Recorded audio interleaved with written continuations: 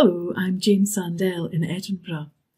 I'm recording this on Hogmanay, a day that causes us to look back at the year gone by and perhaps at previous years as well. One of the things that I've been doing since I heard the wonderful news that we'd be reading Anne of the Island is looking back at my memories of that book. I read it first when I was 7 years old. I know this because I have my name and date written in the very first copy I had of the book.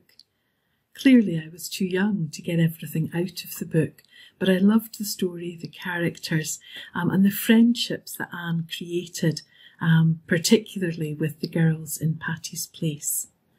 I read the book as a result of having seen Anne of Avonlea on television.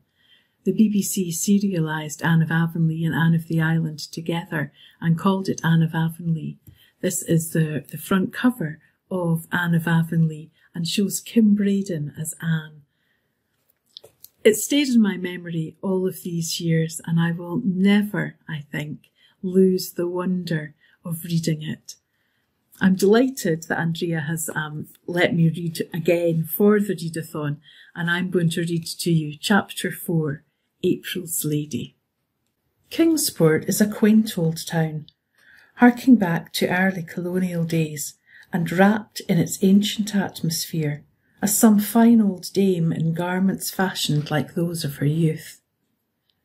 Here and there it sprouts out into modernity, but at heart it is still unspoiled. It is full of curious relics and haloed by the romance of many legends of the past. Once it was a mere frontier station on the fringe of the wilderness, and those were the days when Indians kept life from being monotonous to the settlers. Then it grew to be a bone of contention between the British and the French, being occupied now by the one and now by the other, emerging from each occupation with some fresh scar of battling nations branded on it.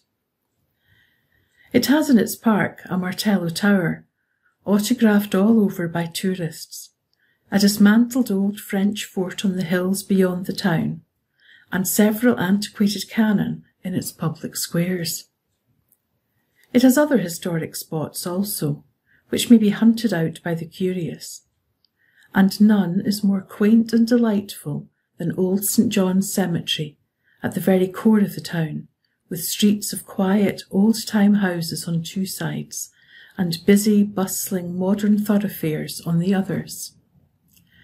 Every citizen of Kingsport feels a thrill of possessive pride in Old St. John's, for, if he be of any pretensions at all, he has an ancestor buried there, with a queer, crooked slab at his head, or else sprawling protectively over the grave, on which all the main facts of his history are recorded.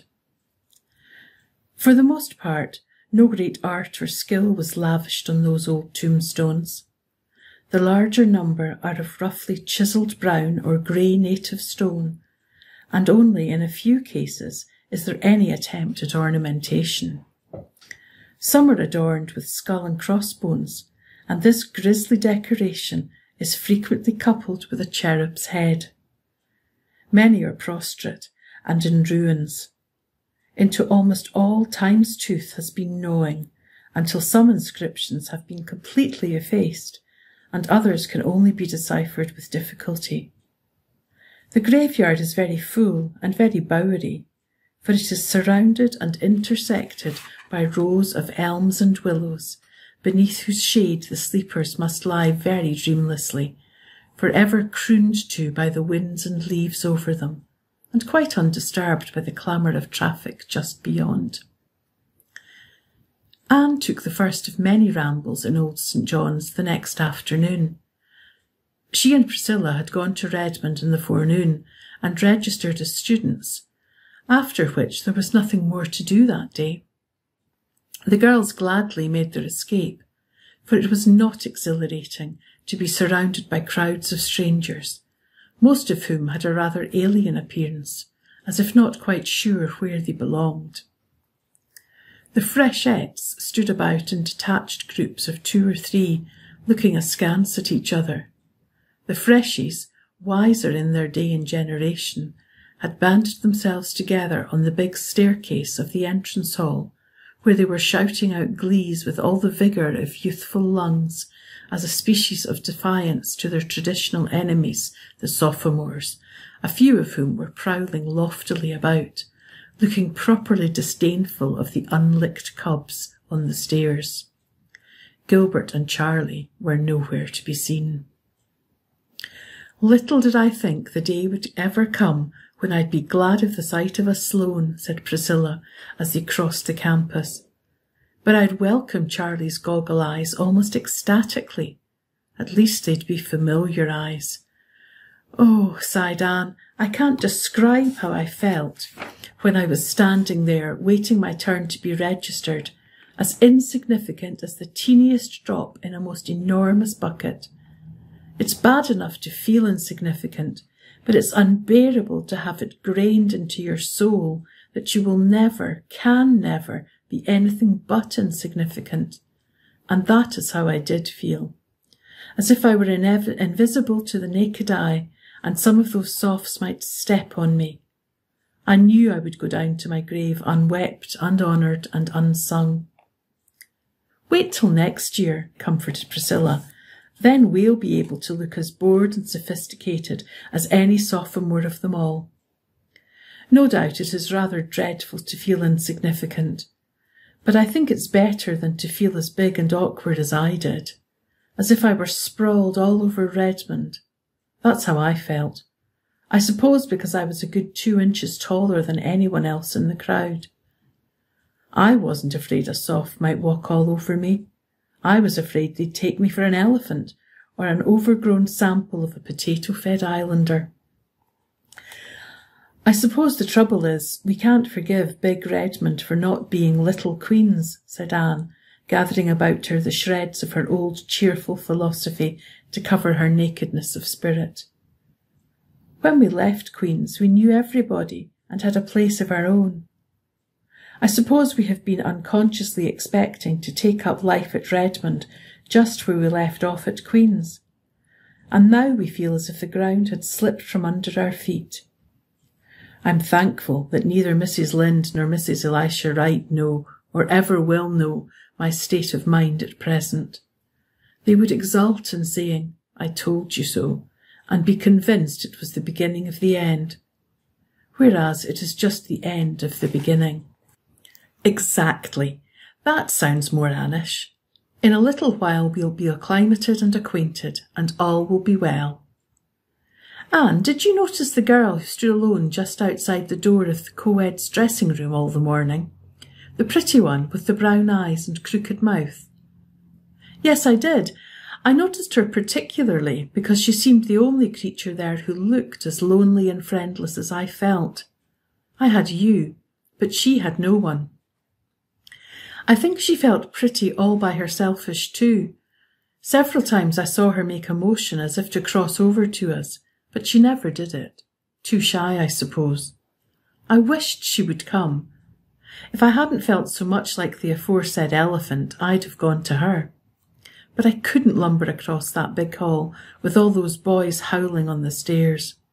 She was the prettiest freshette I saw today, but probably favour is deceitful, and even beauty is vain on your first day at Redmond," concluded Priscilla with a laugh.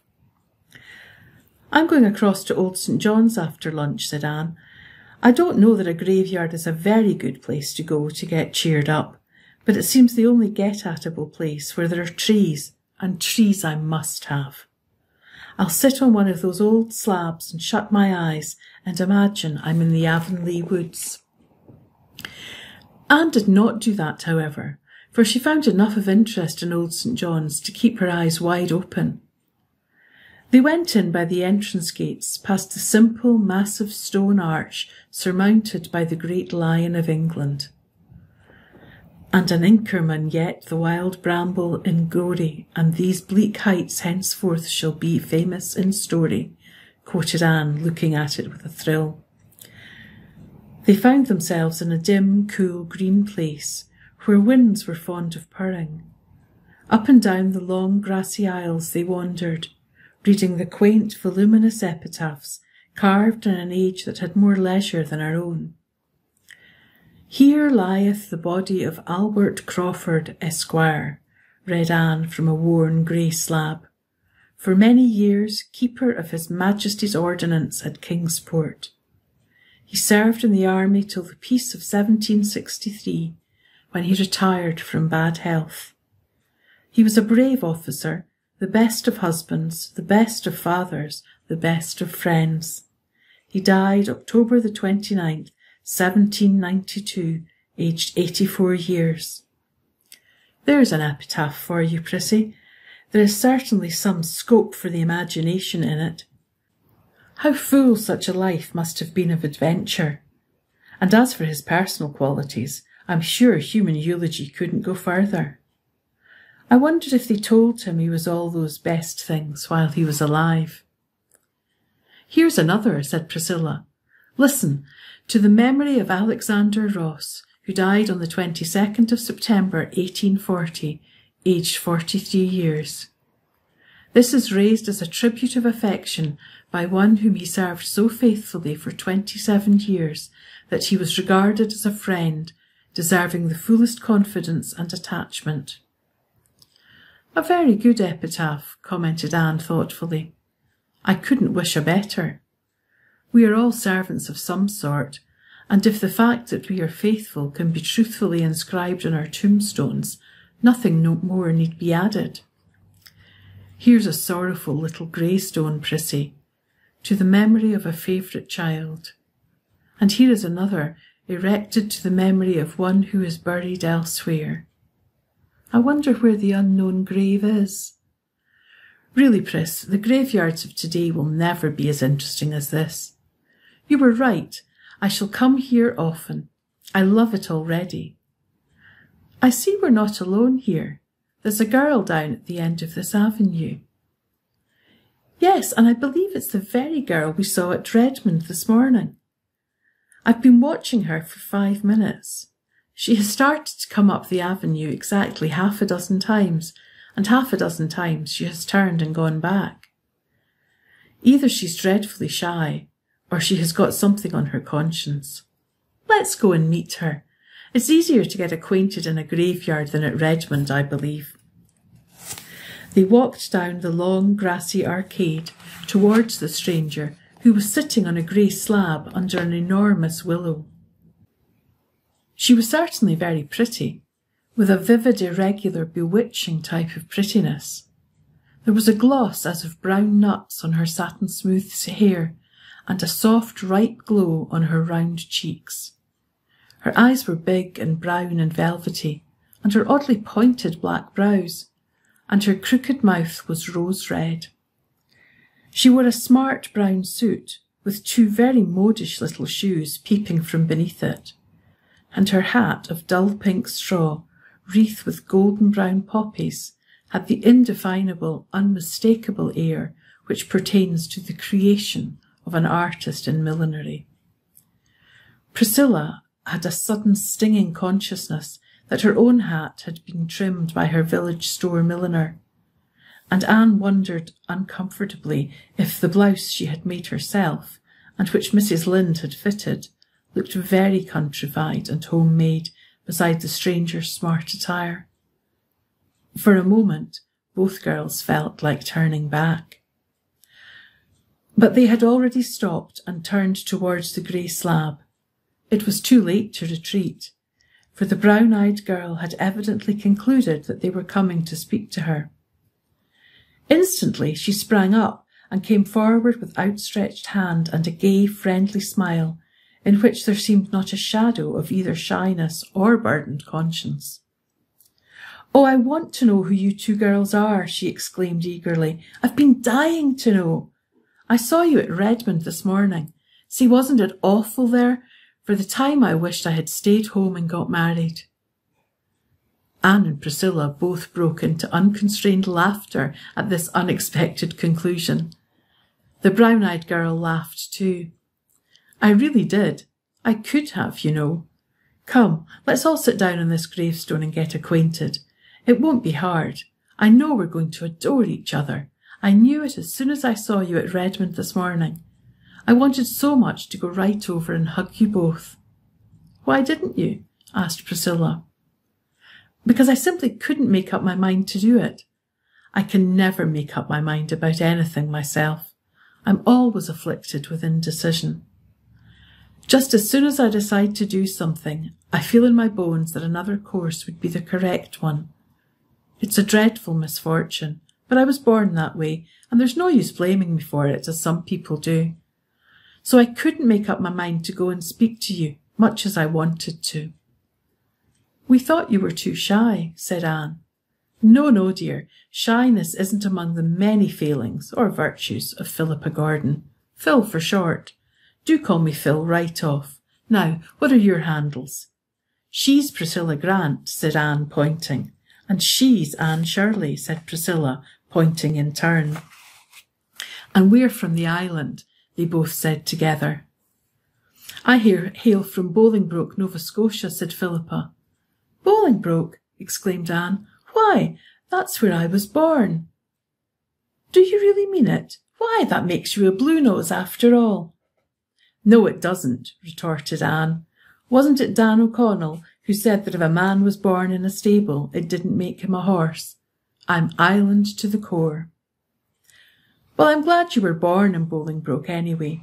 It makes us kind of neighbours, doesn't it? And I like that, because when I tell you secrets, it won't be as if I were telling them to a stranger. I have to tell them. I can't keep secrets. It's no use to try. That's my worst feeling. That and indecision, as aforesaid. Would you believe it? It took me half an hour to decide which hat to wear when I was coming here.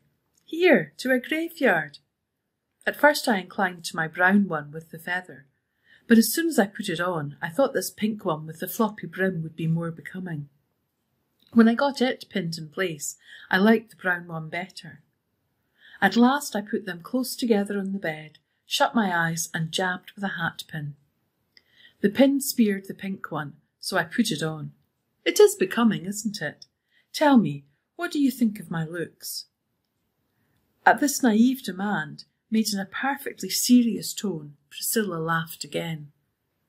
But Anne said, impulsively squeezing Philippa's hand, We thought this morning that you were the prettiest girl we saw at Redmond. Philippa's crooked mouth flashed into a bewitching crooked smile over very white little teeth. I thought that myself, was her next astounding statement, but I wanted someone else's opinion to bolster mine up. I can't decide even on my own appearance. Just as soon as I've decided that I'm pretty, I begin to feel miserably that I'm not. Besides, I have a horrible old great-aunt who is always saying to me with a mournful sigh, You were such a pretty baby. It's strange how children change when they grow up. I adore aunts, but I detest great-aunts. Please tell me quite often that I am pretty, if you don't mind. I feel so much more comfortable when I can believe I'm pretty. And I'll be just as obliging to you if you want me to. I can be, with a clear conscience. Thanks, laughed Anne. But Priscilla and I are so firmly convinced of our own good looks that we don't need any assurance about them, so you needn't trouble. Oh, you're laughing at me.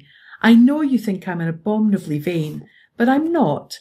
There really isn't one spark of vanity in me. And I'm never a bit grudging about paying compliments to other girls when they deserve them. I'm so glad I know you folks. I came up on Saturday, and I've nearly died of homesickness ever since. It's a horrible feeling, isn't it? In Bolingbroke, I'm an important personage, and in Kingsport, I'm just nobody. There were times when I could feel my soul turning a delicate blue. Where do you hang out? 38 St. John's Street. Better and better. Why, I'm just around the corner on Wallace Street. I don't like my boarding house, though. It's bleak and lonesome, and my room looks out on such an unholy backyard. It's the ugliest place in the world. As for cats, well, surely all the Kingsport cats can't congregate there at night, but half of them must. I adore cats on hearthrugs, snoozing before nice, friendly fires. But cats in backyards at midnight are totally different animals. The first night I was here, I cried all night, and so did the cats. You should have seen my nose in the morning. How I wished I had never left home. I don't know how you managed to make up your mind to come to Redmond at all, if you are really such an undecided person, said amused Priscilla. Bless your heart, honey. I didn't. It was Father who wanted me to come here. His heart was set on it. Why, I don't know. It seems perfectly ridiculous to think of me studying for a BA degree, doesn't it? Not but what I can do it all right. I have heaps of brains. Oh, said Priscilla vaguely. Yes, but it's such hard work to use them. And BAs are such learned, dignified, wise, solemn creatures. They must be. No, I didn't want to come to Redmond. I did it just to oblige Father. He is such a duck. Besides, I knew if I stayed home I'd have to get married. Mother wanted that. Wanted it decidedly. Mother has plenty of decision. But I really hated the thought of being married for a few years yet. I want to have heaps of fun before I settle down. And ridiculous as the idea of my being a BA is, the idea of my being an old married woman is still more absurd, isn't it? I'm only 18. No, I concluded I would rather come to Redmond than be married. Besides, how could I ever have made up my mind which man to marry? Were there so many? Laughed Anne. Heaps. The boys like me awfully, they really do. But there were only 2 that mattered. The rest were all too young and too poor. I must marry a rich man, you know. Why must you? Honey, you couldn't imagine me being a poor man's wife, could you? I can't do a single useful thing, and I am very extravagant. Oh no, my husband must have heaps of money. So that narrowed them down to 2. But I couldn't decide between 2 any easier than between 200. I knew perfectly well that whichever one I chose, I'd regret all my life that I hadn't married the other. Didn't you love either of them? Asked Anne, a little hesitatingly. It was not easy for her to speak to a stranger of the great mystery and transformation of life. Goodness, no. I couldn't love anybody. It isn't in me. Besides, I wouldn't want to. Being in love makes you a perfect slave, I think. And it would give a man such power to hurt you. I'd be afraid. No, Alec and Alonso are 2 dear boys, and I like them both so much that I really don't know which I like the better. That is the trouble. Alec is the best looking, of course, and I simply couldn't marry a man who wasn't handsome. He is good-tempered too, and has lovely curly black hair. He's rather too perfect. I don't believe I'd like a perfect husband, somebody I could never find fault with. Then why not marry Alonso? Asked Priscilla gravely. Think of marrying a name like Alonso, said Phil dolefully. I don't believe I could endure it. But he has a classic nose, and it would be a comfort to have a nose in the family that could be depended on. I can't depend on mine. So far it takes after the Gordon pattern, but I'm so afraid it will develop Byrne tendencies as I grow older. I examine it every day anxiously to make sure it's still Gordon. Mother was a Byrne and has the Byrne nose in the Byrnest degree. Wait till you see it. I adore nice noses. Your nose is awfully nice, Anne Shirley. Alonso's nose nearly turned the balance in his favour. But Alonso? No, I couldn't decide. If I could have done as I did with the hats, stood them both up together, shut my eyes and jabbed with a hairpin, it would have been quite easy. What did Alec and Alonso feel like when you came away? Queried Priscilla. Oh, they still have hope. I told them they'd have to wait till I could make my mind up. They're quite willing to wait. They both worship me, you know. Meanwhile, I intend to have a good time. I expect I shall have heaps of beaux at Redmond. I can't be happy unless I have, you know. But don't you think the freshmen are fearfully homely? I saw only one really handsome fellow among them. He went away before you came. I heard his chum call him Gilbert. His chum had eyes that stuck out that far. But you're not going yet, girls. Don't go yet. I think we must, said Anne rather coldly. It's getting late, and I've got some work to do. But you'll both come to see me, won't you? Asked Philippa, getting up and putting an arm round each. And let me come to see you. I want to be chummy with you. I've taken such a fancy to you both.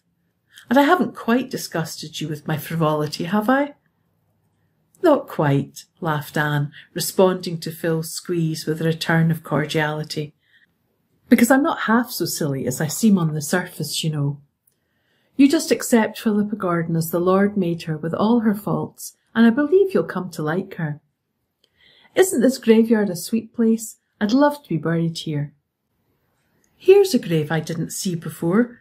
This one in the iron railing. Oh, girls, look, see. The stone says it's the grave of a middy who was killed in the fight between the Shannon and the Chesapeake. Just fancy. Anne paused by the railing and looked at the worn stone, her pulses thrilling with sudden excitement. The old graveyard with its overarching trees and long aisles of shadows faded from her sight.